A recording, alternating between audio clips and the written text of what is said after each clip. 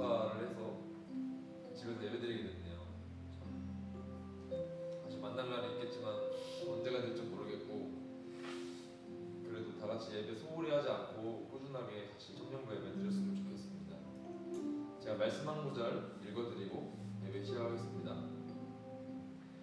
주 우리 하나님, 주님의 이름이 온 땅에서 어찌 그리 위엄이 넘치는지요.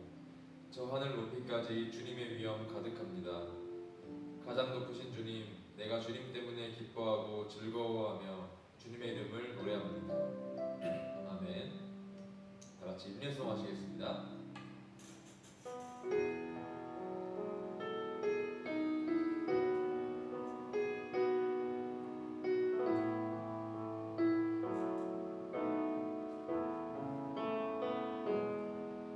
나의 주 나의 하나님이여, 주를 경배합니다. 주 사랑하는 나의 마음을 주께서 아시나이다. 나의 주 나의 하나님이여, 주를 경배합니다. 주 사랑하는 나의 마음을 주께서 아시나이다.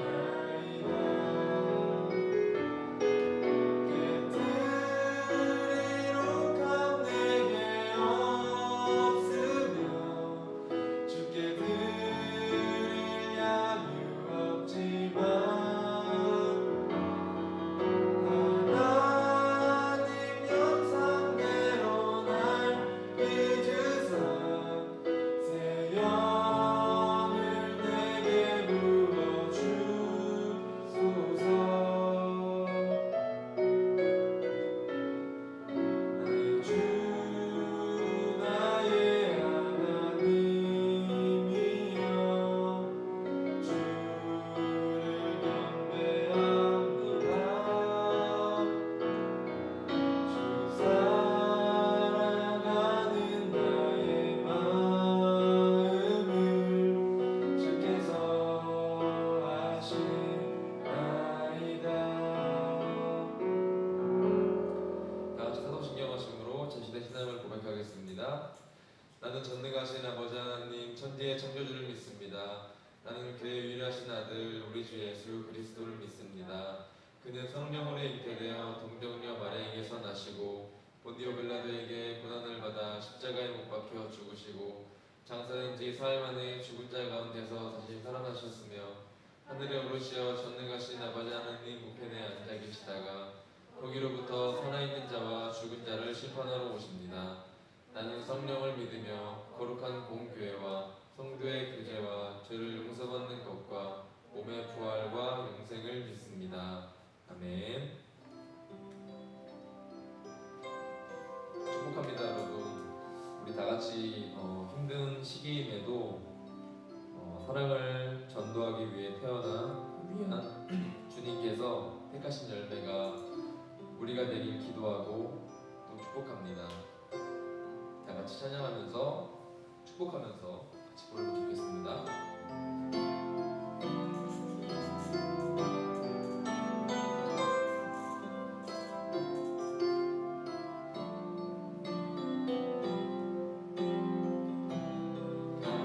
감사해요, 깨닫지 못했었는데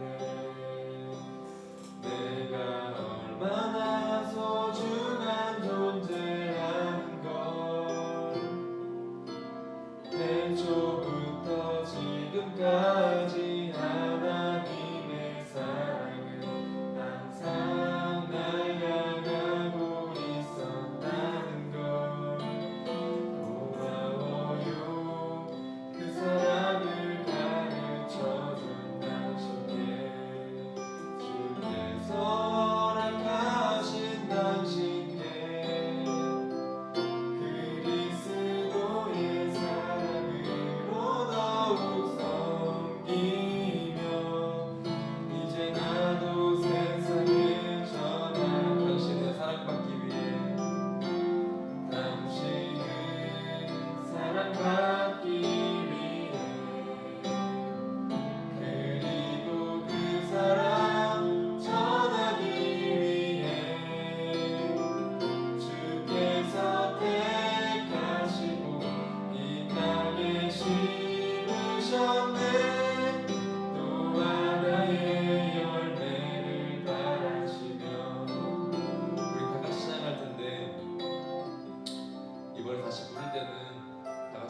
하면서 손을 앞으로 내밀고 같이 찬양하면 좋겠습니다. 다시 한번 찬양하겠습니다. 감사해요 깨닫지 못했었는데 내가 얼마나 소중한 존재라는 걸 태초부터 지금까지 하나님의 사랑은 항상 날 향하고 있어. 고마워요 그 사랑을 가르쳐준 당신께 주께서 허락하신 당신 그리스도의 사랑으로 더욱 섬기며 이제 나도 세상에 전하리라. 당신은 사랑받기 위해 그리고 그 사랑 전하기 위해 주께서 택하시고 이 땅에 심으셨네. 또 하나의 열가장으로 당신은 사랑받기 위해 당신은 사랑받기 위해 그리고 그 사랑 전하기 위해 주께서 택하시고 이 땅에 심으셨네. 또 하나의 열매를 바라시며 주께서 택하시고 이 땅에 심으셨네. 또 하나의 열매를 바라시며.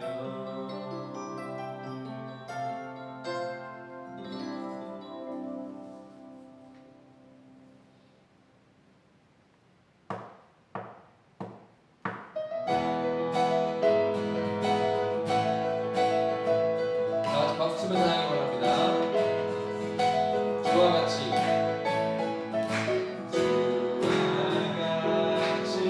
일하는 것 즐거운 일 아닌가. 우리 주님 걸어가신 발자취를 갈 텐데 우리 이번에 2절 찬양할까요?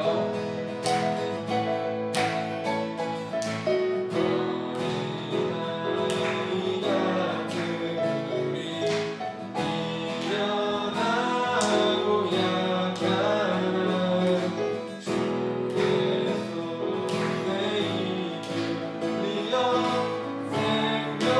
생명길로 가겠네. 날마다 주님 따라가리. 한 걸음씩 또 한 걸음씩 주님 나와 영원히 함께하시리. 마지막 다시 한번 날마다 주님 따라가리. 한 걸음씩 또 한 걸음씩 주님 나와 영원히 함께하시니 기쁨으로 걸어가리.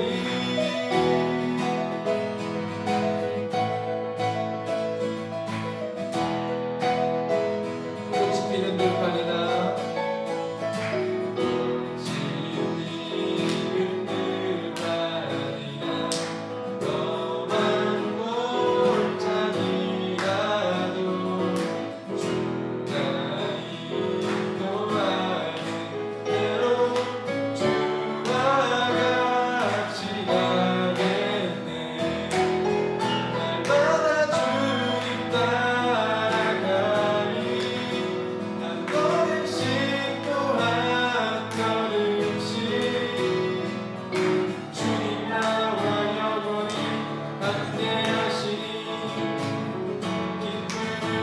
한번 날마다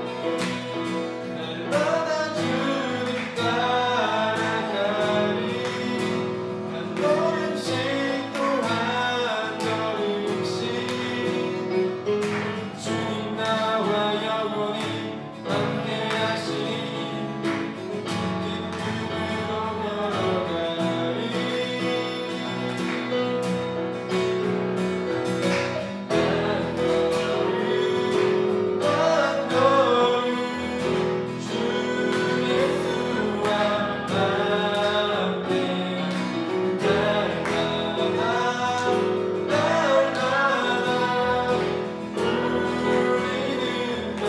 다시 한번 날마다 한 걸음 한 걸음 한 걸음 주 예수와 함께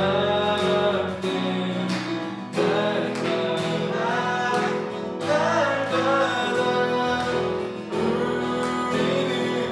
걷게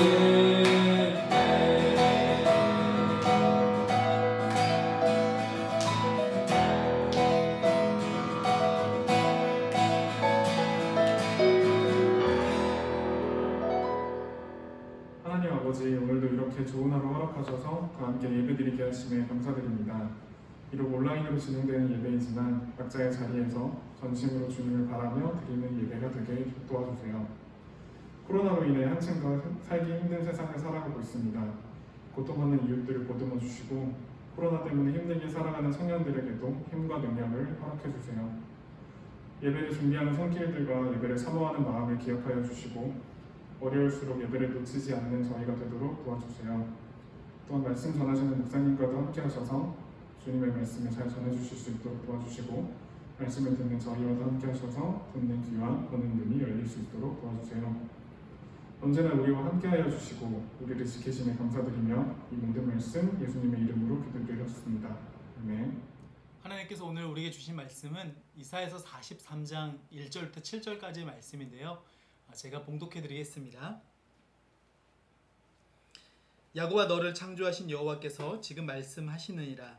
이스라엘아, 너를 지으신 이가 말씀하시느니라. 너는 두려워하지 말라. 내가 너를 구속하였고 내가 너를 지명하여 불렀나니 너는 내 것이라. 내가 물 가운데로 지날 때에 내가 너와 함께 할 것이라. 강을 건널 때에 물이 너를 침몰하지 못할 것이며 내가 불 가운데로 지날 때에 타지도 아니할 것이요 불꽃이 너를 사르지도 못하리니 대저 나는 여호와 내 하나님이요 이스라엘의 거룩한 이요 내 구원자이니라. 내가 애굽을 너의 속량물로 구스와 스바를 너를 대신하여 주었노라.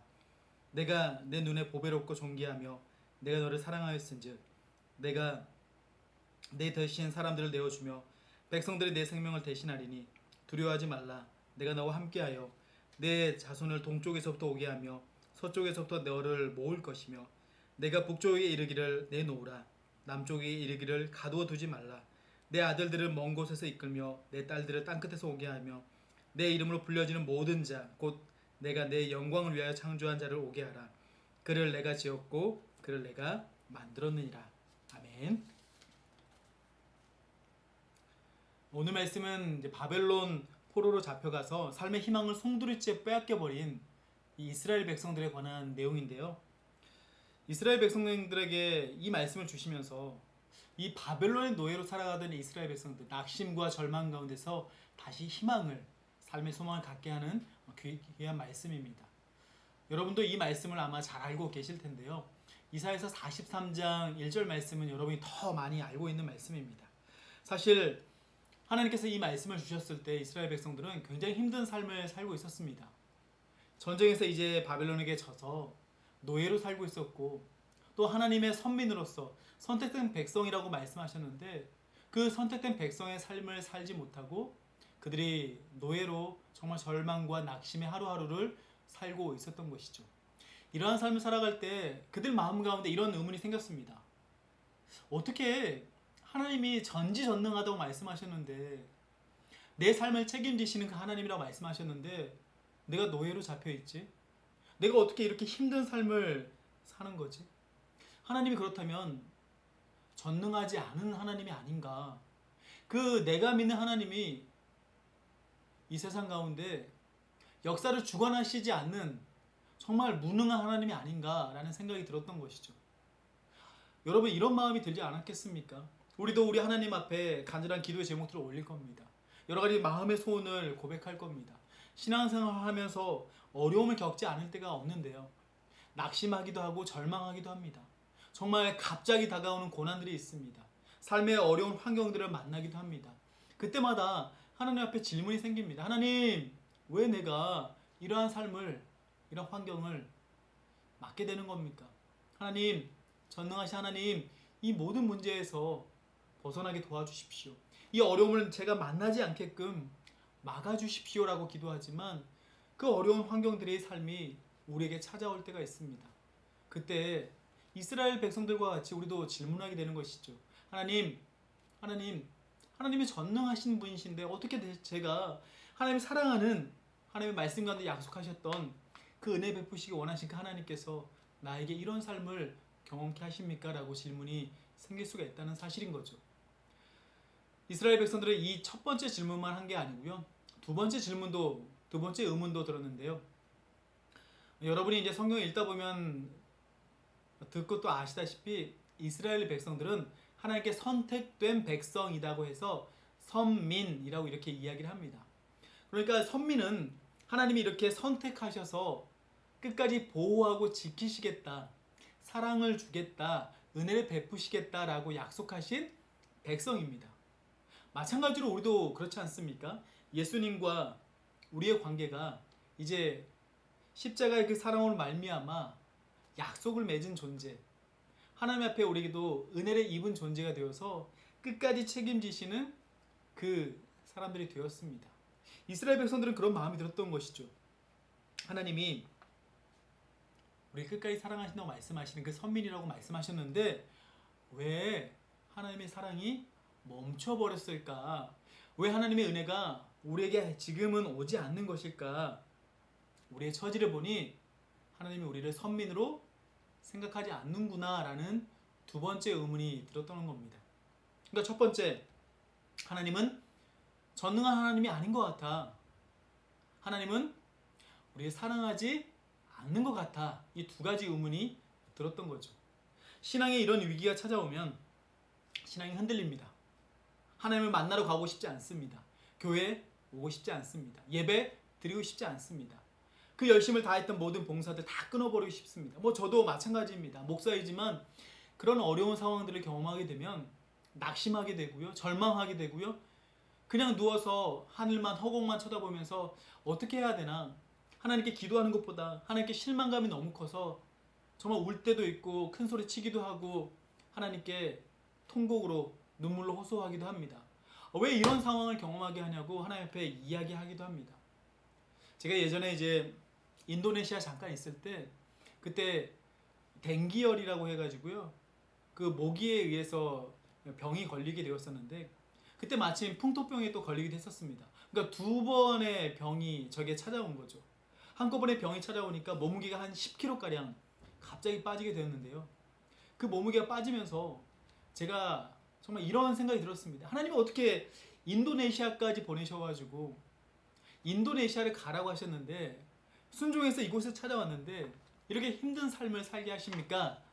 그런 생각이 들더라고요. 그래서 누워있다가 그때 제가 이제 누워있던 침대가 나무로 되어 있는 침대였는데요. 그 나무 침대를 정말 손바닥을 쾅 치면서 하나님 왜 이렇게 하시냐고 굉장히 큰 소리 쳤던, 하나님 앞에 정말 너무 죄송하지만 큰 소리 쳤던 그런 기억이 있습니다.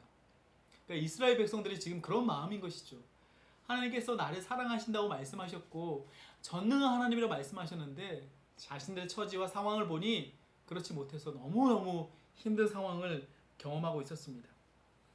한계를 가진 인간으로서는 도저히 받아들이기 힘든, 견디기 힘든 상황입니다. 그런데 그때 하나님께서 바벨론 포로기에 있는 상황에 있는 사람들에게, 정말 저처럼 힘든 상황을 겪고 있는 여러분 청년들에게 이렇게 말씀하십니다.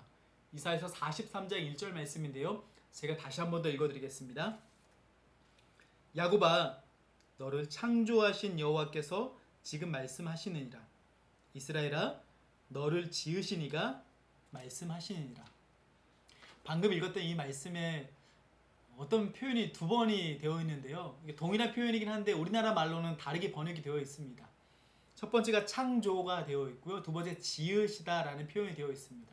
이 창조와 짓다라는 표현은 바라와 야차르라는 히브리어를 쓰고 있는데요. 이 두 동사는 어디에 나와 있냐면 여러분 창세기 1장에 보면 하나님이 이 세상을 창조하신 사건이 등장합니다. 그때 사용된 단어 두 개의 단어가 있는데 그게 바로 이 바라와 야차르 창조하다 짓다라는 표현입니다. 하나님이 지금 이사야서 43장 1절에서 그렇게 힘든 삶을 살아가고 있는 이 사람들에게 이 두 단어를 쓰고 있는데요. 이 두 개의 단어를 쓰신 이유가 있습니다. 앞에서 우리가 두 가지 의문을 말씀드렸는데요. 하나님이 우리를 사랑하시는가? 하나님이 정말 전능하신 분이신가? 라는 그 두 가지 의문이었습니다. 이 전능하다라는 표현에는 이런 말씀이 있는 거죠. 이런 생각이 있는 거죠. 하나님이 이 세상을 만드시고 주관하지 않으시지 않는다는 것. 하나님이 이 땅을 만드셨고 주관하신다는 사실이 이 전능하다는 표현 가운데 있습니다. 그러니까 지금 이스라엘 백성들에게 너희들이 나를 전능하지 않다고 생각하는데 난 그렇지 않아. 나는 전능한 하나님이야 라고 말씀하시면서 창조하다, 짓다라는 표현을 하신 겁니다. 사실 이 포로기의 상황 가운데 이 이스라엘 백성들에게 이 말씀은 정말 모르겠습니다. 저나 여러분이나 사실 이제 이 말씀을 읽을 때 그 정도의 감정을 느끼지 못하면서 읽고 있는데요. 이 포로기의 상황 가운데 있는 이스라엘 백성들에게는 굉장히 놀라운 말씀인 거죠. 전율이 될 정도로 굉장히 놀라운 말씀인데요. 전능하지 않다라고 생각했는데 하나님이 말씀으로 짜잔하고 주신 겁니다. 나 전능한 하나님이야. 너희를 창조했어. 이 세상을 만들었어. 지었어. 라고 이야기를 하시는 겁니다. 하나님에 대한 의심, 즉 자신들의 형편이 좋지 못하고 힘겨운 삶을 사는 이유가 하나님이 무능한 신이기 때문에 일어난 일이 아니란 사실도 동시에 알려주는 표현이 이 표현 안에 들어있습니다. 그래서 하나님은 창조주 하나님, 전능하신 하나님이기 때문에 새 일을 행하실 수 있다는 것.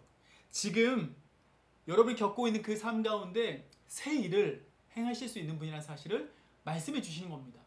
이스라엘 백성들은 그러니까 하나님을 다시 바라보게 되는 거죠. 하나님을 다시 바라보면서 기도하게 되는 거죠. 앞에서 우리가 이러한 일을 경험할 때, 어려운 일을 경험할 때 예배 드릴 수 없는 것 같습니다. 기도하지 않을 것 같습니다. 감사, 찬양 못 드릴 것 같습니다. 낙심과 절망 가운데 있을 것 같습니다. 그런데 하나님이 이 말씀하셨을 때 이스라엘 백성들 다시 기도하게 되는 거죠.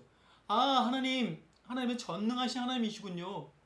그 전능하신 하나님께 다시 기도하게 되는 겁니다. 새 일을 행하실 수 있는 분이시군요. 하나님, 다시 예배하겠습니다. 기도하겠습니다. 찬양하겠습니다. 다시 신앙을 붙들겠습니다라는 그 굳건한 심지를 드러낼 수 있는 말씀이 1절의 말씀인 겁니다. 그리고 하나님께서 이스라엘 백성들을 사랑하고 은혜를 베푸시는 이유가 있다고 말씀하시는데요. 1절 중간 이후에 나와 있는 말씀입니다. 제가 또 읽어보겠습니다. 너는 두려워하지 말라. 내가 너를 구속하였고 내가 너를 지명하여 불렀나니 너는 내 것이다. 내가 너를 지명하여 불렀나니 너는 내 것이다 라고 말씀합니다. 이 1절 말씀 전체를 한 절만 읽기만 해도 사실 이스라엘 백성들에게 이 두 가지 들었던 의문이 그냥 하나하나 다 눈 녹듯이 해결되는 겁니다. 특히 하나님이 아프리카 대륙을 팔아서라도 이스라엘 백성들을 사겠다고 말씀하시거든요. 구속하겠다고 말씀하시거든요. 그 큰 이스라엘 땅을 팔아서라도 그 땅을 팔아서 여러분을 사겠다라고 말씀하십니다. 그렇게 산 여러분이니 정말 귀하다고 말씀하시는 거죠. 오늘 본문에 보면은 4절에 내가 내 눈에 보배다라는 말씀하시거든요. 보배. 이건 출애굽기 19장 5절에 보면 내 소유로 삼겠다라는 말씀이 나옵니다. 그러니까 하나님이 지금 보배로 삼겠다는 말씀은 그냥 단순히 귀한 존재다라는 정도가 아니라 내 소유, 내 거다라고 말씀합니다. 여러분의 것을 여러분 다 아끼시잖아요. 그 중에 보배로운 거면 정말 아끼는 건 여러분 누구에게 내주고 싶지 않을 거잖아요. 정말 갈고 닦고 정말 잘 보관하고 싶고 아끼고 가꾸고 할 거잖아요. 하나님이 그 말씀을 하시는 겁니다. 여러분은 신앙의 어려움과 삶의 힘듦을 겪고 있지만 내 거야. 내가 아끼는 거야. 사랑하는 거야. 라고 말씀을 주시는 겁니다. 오늘 하나님께서 이런 말씀을 주실 때 이스라엘 백성들은 어떤 마음이었을까요? 이 백성들의 마음처럼 여러분에게 있어서 하나님도 동일하게 이런 하나님이라고 말씀을 하시는 겁니다. 오늘 우리도 마찬가지라고 말씀을 하시는 거죠. 우리는 하나님께서 사랑받는 엄청난 존재라는 사실입니다. 여러분을 얻기 위해서라면 온 세상도 바꿀 수 있는 분이십니다. 왜냐하면 여러분은 하나님의 것, 보배, 하나님의 소유이니까요. 믿기지 않으십니까? 그 증거가 바로 이 땅에 오신 예수님을 통해 드러났습니다. 예수님의 십자가의 사랑을 통해서 여러분이 바로 하나님의 것임을 보여주셨습니다. 여러분, 그 어떤 신이 정말 연약하고 유한하고 한계가 있는 이 인간을 위해서 어떤 신이 이 땅에 와가지고 자신의 목숨을 내어놓겠습니까? 자신의 것과 인간의 생명을 바꾸겠습니까? 하나님만이, 예수 그리스도만이 바로 여러분을 그렇게 구속했다, 사셨다라고 말씀합니다. 그러니 여러분이 그 정도로 소중하다, 그러니 여러분이 하나님이 그렇게 사랑받고 있다라고 말씀을 드릴 수가 있겠습니다. 로마서 8장 37절, 38절, 39절의 말씀인데요. 여러분 이 말씀 한 번쯤은 들어봤을 것 같습니다. 나중에 제가 이제 읽어드리겠지만 여러분이 성경을 찾아서 한번 읽어보시기 바랍니다. 로마서 8장 37, 38, 39절입니다. 그러나 모든 일에 우리를 사랑하시는 이로 말미암아 우리가 넉넉히 이기느니라. 내가 확신하노니 사망이나 생명이나 천사들이나 권세자들이나 현재 일이나 장래 일이나 능력이나 높음이나 기품이나 다른 어떤 피조물이라도 우리 주 그리스도 예수 안에 있는 하나님의 사랑에서 끊을 수 없느니라. 아멘. 아멘. 물론 이 땅에 사는 동안 여러분 앞에서 이야기한 것처럼 기쁘고 슬픈 일, 특별히 어려운 일을 경험합니다. 아픈 일도 경험합니다. 때로는 신앙의 의심, 삶의 의심이 들기도 합니다. 그러나 이 모든 것을 넉넉히 이길 수 있는 지혜와 인내와 소망을 주시는 분이 하나님이시기도 합니다. 다시 우리의 믿음을 이렇게 세우시는 것이죠. 그리고 마침내 주님과 함께 거하는 천국 소망을 통해서 어떤 시련과 고난 가운데서도 굴하지 않는 담대한 믿음도 허락하시는 겁니다. 여러분 다시 일어납시다. 어려운 상황 가운데 있지만 여러분의 신앙을 다시 일으켜 세웁시다. 하나님 앞에 다시 우리의 믿음을, 우리의 의지를 세워서 하나님 그리 아니하실지로 하나님 앞에 나아가는 굳건한 믿음의 사람이 되겠습니다. 하나님이 우리를 다시 사랑하신다고 말씀하시고 내 것이라고 말씀하셨사오니 주님 기도하겠습니다. 예배하겠습니다. 찬양하겠습니다. 주님 앞에 나아가겠습니다. 라고 우리 이 시간 함께 결단합시다. 특별히 5절 말씀에 두려워하지 말라 내가 너와 함께한다 라고 말씀합니다. 여러분에게 그냥 사랑해 정도가 아니고요. 함께하겠다라고 말씀하십니다. 그래서 예수님의 이름이 마태복음 1장에 보면 임마누엘입니다. 우리와 함께 하시는 하나님, 예수님을 통해서 확실하게 증거를 보여주신 것이죠. 코로나19 감염증으로 고통받고 육신의 질병과 관계 문제로 힘들어하는 사람들, 그리고 마음의 힘듦과 눈물 나는 우리의 삶일지라도 하나님께서 우리에게 약속하십니다. 우리를 만드신 하나님께서, 전능하신 하나님께서 여러분과 함께 하시겠다고 말씀을 하십니다. 1절 중간의 말씀 다시 한번 더 읽어드리겠습니다. 너는 두려워하지 말라. 내가 너를 구속하였고 내가 너를 지명하여 불렀나니 너는 내 것이라. 아멘. 여러분을 창조하신 하나님, 여러분을 보배 삼으신 하나님, 그 하나님의 은혜로 인해서 복된 한 주간의 삶이시길 주의 이름으로 축복합니다. 주님과 함께 이 무더위도 잘 이겨내시고 모든 예배 가운데 승리하셔서 다시 또 만난 날을 기대합니다. 여러분 늘 항상 하나님의 사랑 가운데 거하시길 주의 이름으로 다시 한 번 더 축복합니다. 아멘.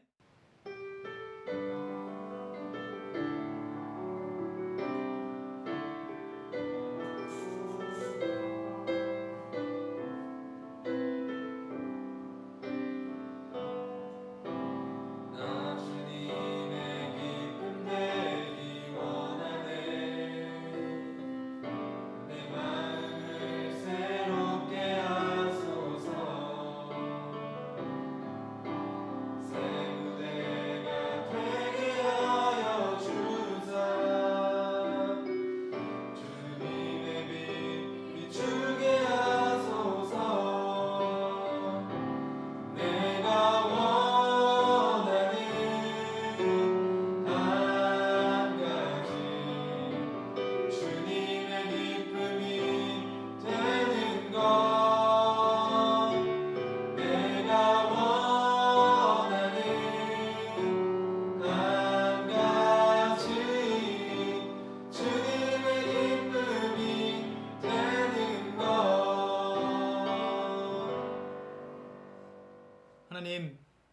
하나님을 사랑하는 귀한 우리 청년들이 하나님께 은혜 받은 그것들을 작은 예물로 올려드립니다.